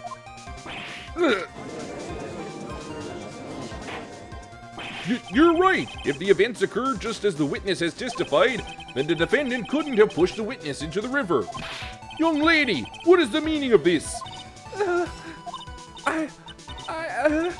You see, Just a moment, Your Honor. It's true that the witness testified the defendant pushed her into the river. However, she never stated that she fell from the back end of the bridge. What do you mean? After being shot in the arm, it's plausible that Mr. Falls panicked. Therefore, he could have unwittingly pushed her off the side of the bridge. If that's true, she would have fallen into the river. Well, Miss Hawthorne, is Mr. Edgeworth's explanation correct? now that you mention it, I do remember now. When I fell off the bridge, my skirt got caught on one of the bridge's side wires. You can't be serious! Order! Order in the court! It seems Miss Faye's assault has finally reached its conclusion. Not now, Mia. This is no time to retreat. Unfortunately for you, this is just the start of Miss Faye's assault. What? I believe your reasoning went something like this, Mr. Edgeworth. After being shot in the arm, it's plausible that Mr. Falls panicked. Therefore, he could have unwittingly pushed her off the side of the bridge. However, once again, I'm forced to say that's impossible. Ridiculous! What's so impossible about it? Because your flawed logic contradicts the court record.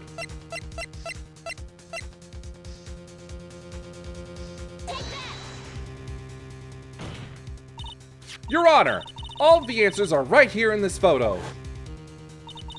Take a look at the wires supporting both sides of the bridge. They extend up to about 5 feet off the ground. It would be impossible to push someone off from there. No! But let's remember the size and strength of the defendant. Wires like this wouldn't be a problem for him. He could have easily picked up a 14-year-old girl and thrown her over. So young and already so forgetful, Mr. Edgeworth. Mr. Falls has been shot in the right arm. Oh! And more importantly, Valerie Hawthorne had her gun trained on him at point-blank range.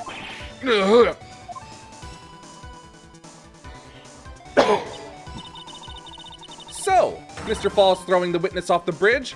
That is clearly impossible.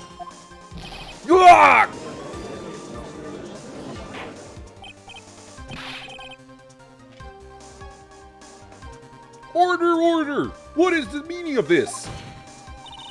Dahlia Hawthorne, you jumped into the Eagle River intentionally. What? What is this? Indeed, what do you mean by such a ridiculous remark? Yes, it's ridiculous. My sister was there to help me.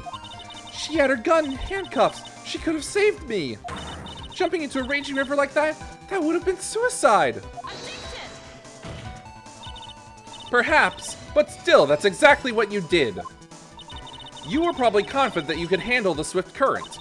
But even more so, the witness had a much more compelling reason for jumping into the river. Oh, then what was it? What was so important that she'd want to jump into the river? The witness is still alive. This fact alone explains everything. This is why she risked her life by jumping into the rapids of the Eagle River. 5 years ago, something else disappeared along with Dahlia that day. The item that Valerie brought up the mountain with her, the $2 million diamond. Ah! No, it can't be! Yes, Dahlia had it planned from the beginning. The $2 million, she was going to keep it all for herself. She forced Mr. Falls to help her fake the kidnapping.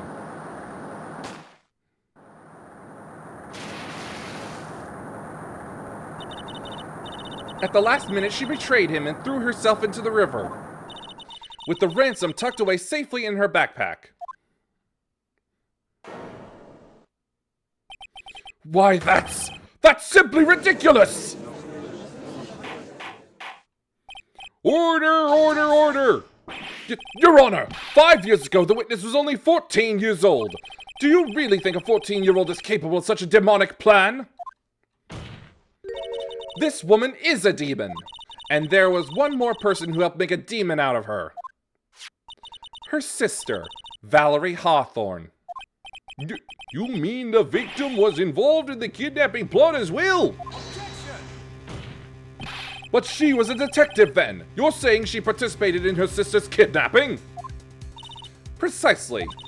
I'm sure that it weighed heavily on her conscience for the past 5 years. This is the sole reason behind the victim's murder. What do you mean by that? On the day of the murder, after receiving the phone call from Mr. Falls, Valerie called her sister, Dahlia, and then she told her what she was planning to do. Planning to do? She was going to tell the whole truth, as she wrote in her note! That is what sealed Valerie Hawthorne's fate. That is when you hatched your demonic plan to kill 2 birds with 1 stone. A plan that would ensure neither of your accomplices of the kidnapping would talk. And that is why you killed your sister, Valerie Hawthorne.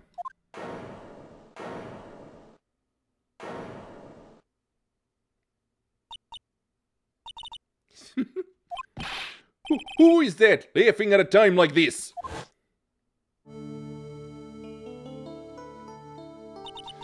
Forgive me, it's just hilarious. Witness? Is that you? You amuse me, woman. Miss Mia Fey. You can certainly weave an exciting tale. Naturally, you have the evidence to back it up, don't you? Evidence? Evidence that I planned the kidnapping, of course. That at 14, I plotted it with Mr. Falls and my sister. And one more thing. What happened to the $2 million diamond? If you can't provide evidence to at least show that. Well, Miss Fee?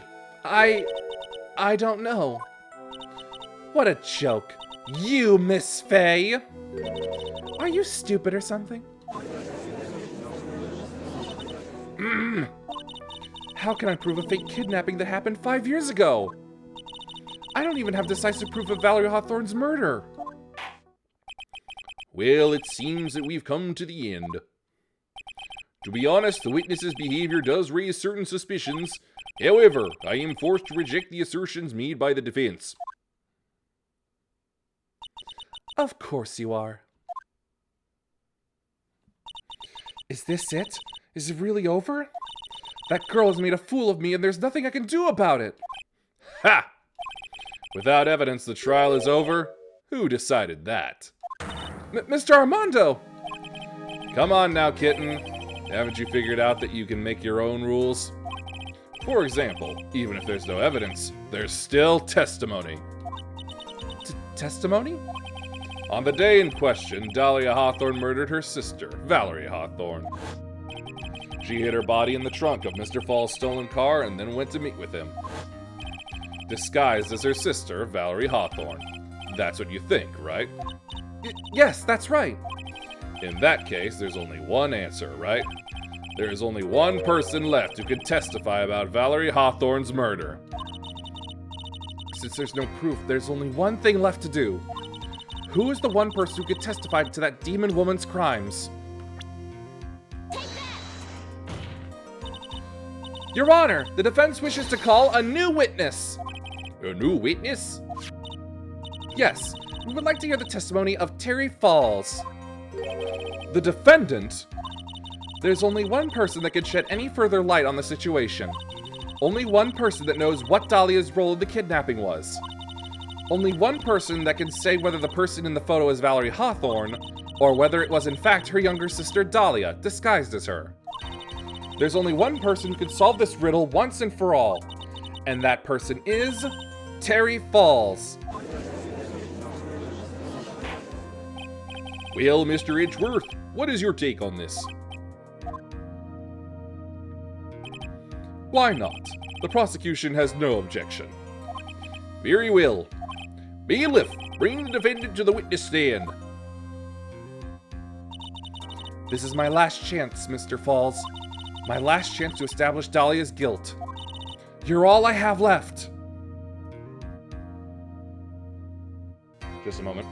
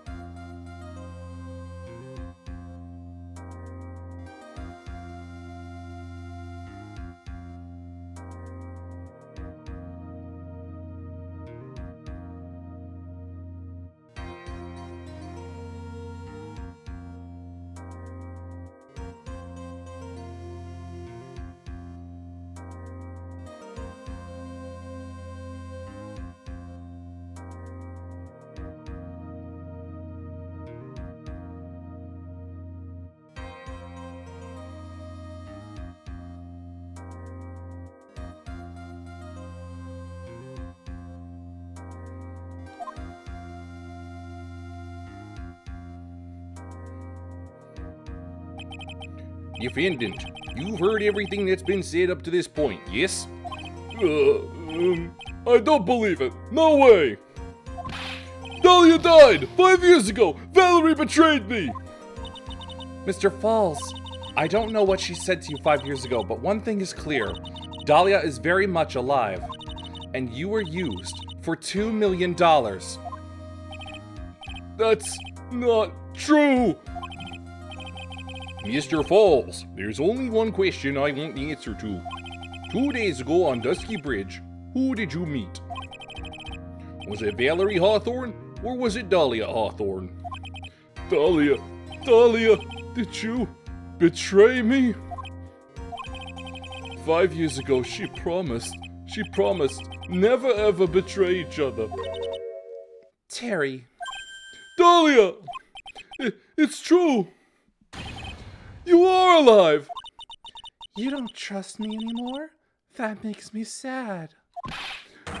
Tell the truth! The real truth! I believed in you! I shouldn't need to say it. You should already know. But there is one thing that I will say. My life is in your hands right now, Terry. Dahlia... I will allow Mr. Falls to testify once and once only. Well then, Mr. Falls, yours will be the final testimony in this trial. Witness! Gah! I'm sorry, I apologize. Water! Please, water! Can't talk! Need water! Ha! Oh well, I guess it'll have to be my coffee instead. At least it'll match the way he's probably feeling right now. Darker and bitter than hell itself.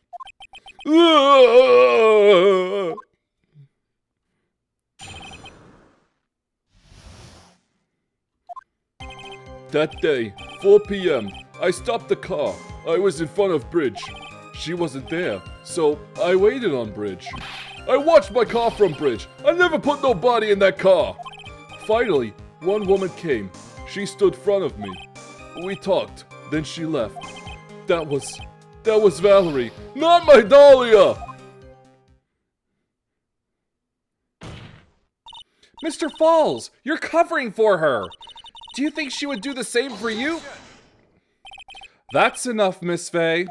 His last statement was a fitting way to end the final testimony of the trial.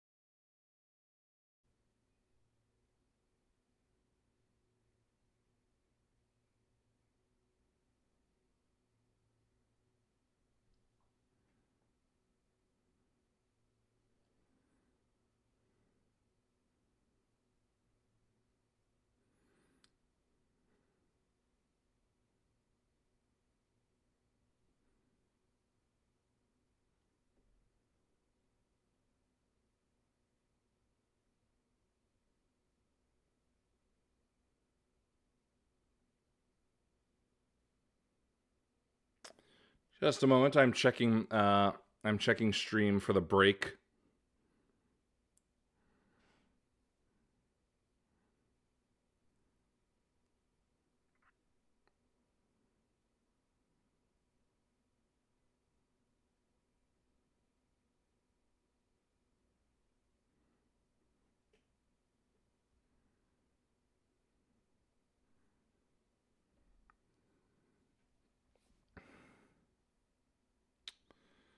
Well, that's fantastic.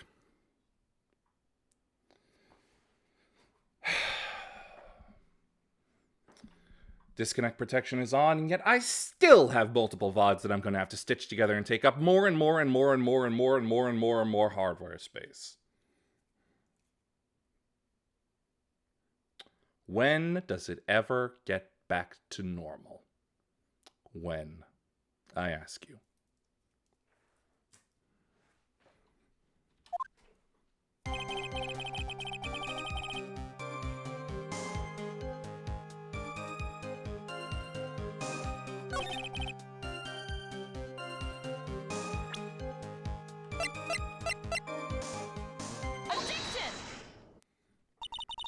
So when you got to the bridge, no one had arrived, huh?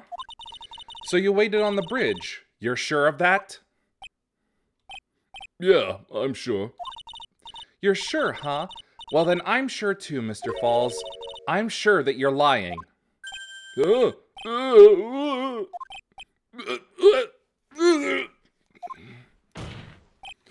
Oh, I would love to hear your rationale on this, Miss Fay.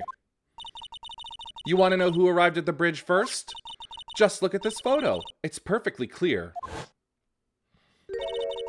Obviously, the person that came first would be the one at the end of the bridge, right? But that's the victim at the end of the bridge.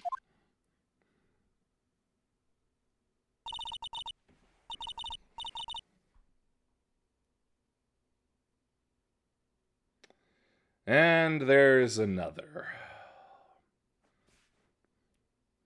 How can you say you have 5,000 kilobytes per second, yet still only have 1 bar? Oh boy, is that another complete break in the stream? Or did it actually manage to do its job for once and recover?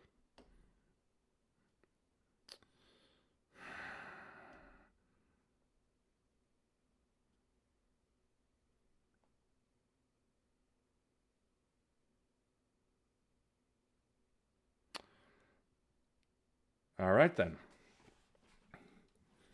Precisely my point. In other words, Mr. Falls, you must have arrived at the bridge after she did.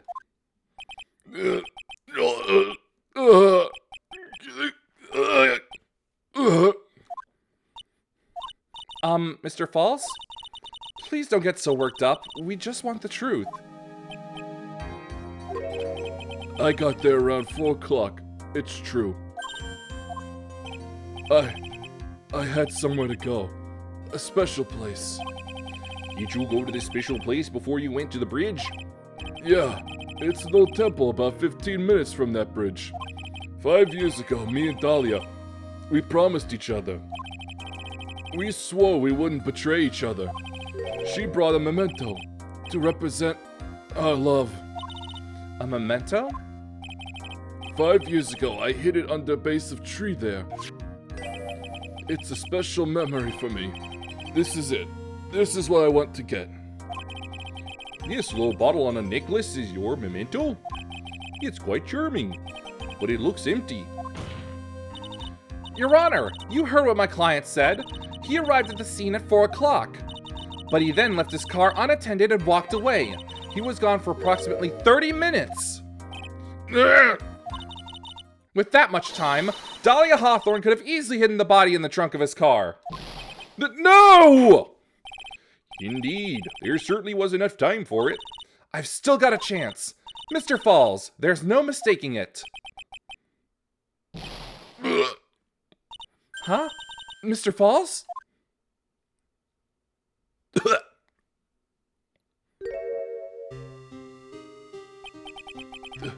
That's enough. Please. Witness?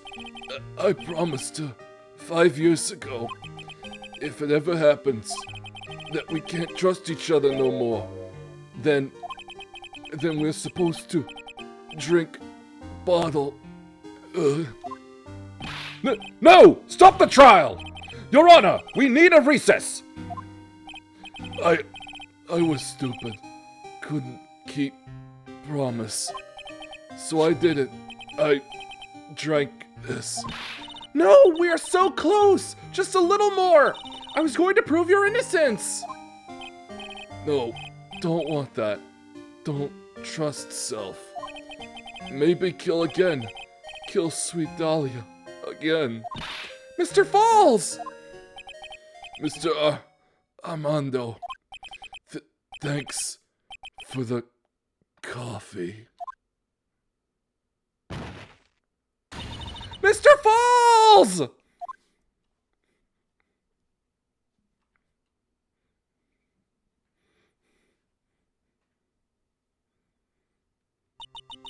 And so my first trial ended, suddenly and tragically.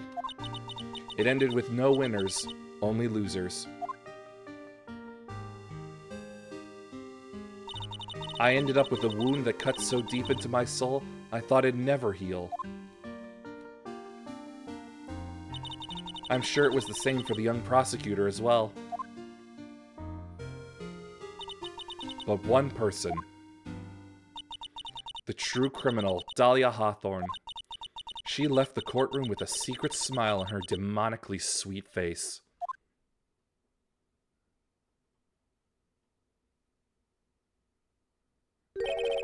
Unforgivable. That witch. Mr. Armando? We were so close to the truth. It was right there in front of us. You were just a little too soft, kitten.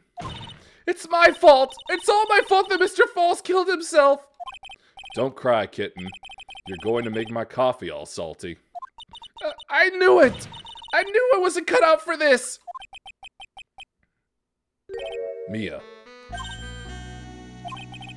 Don't you get it? You can't cry yet.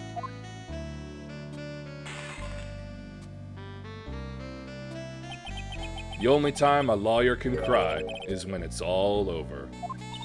Mr. Armando!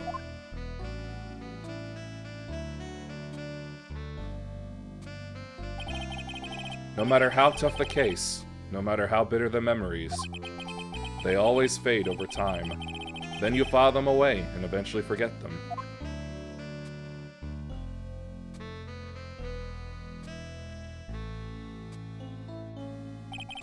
One year later, in this very same courthouse, I, myself, got wrapped up in that case.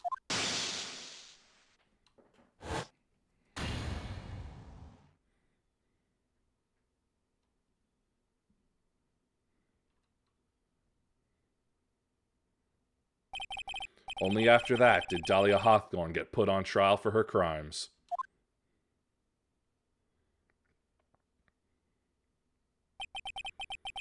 The verdict that was ultimately handed down to her was guilty, of course. Naturally, when the verdict was read, she had a perfect, angelic smile on her face.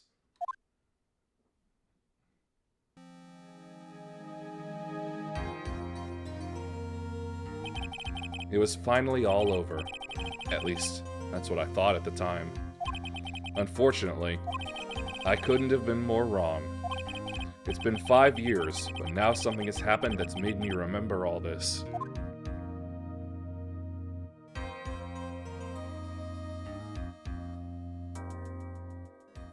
Yeah, thanks for the lurk, Aron, but quite frankly, it's over already.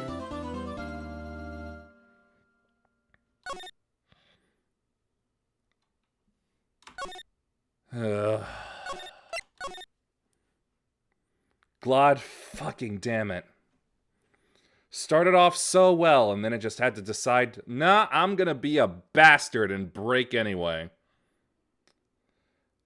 But at the very least, I now know it can't be anything on my end. I gave this the best possible chance it had for succeeding within my power. Computer was shut down, turned back on, entirely fresh, a nice piping hot fresh internet connection via router reset. I did everything in my power to make sure that there were no breaks. And it happened anyway. So quite clearly, it's not my fault. Twitch, OBS, whichever of you it is, get your goddamn motherfucking shit together. And stop it. Or at the very least, stop singling me out. I've seen friends stream. They're totally fine. Why is it that I am the only one having problems here?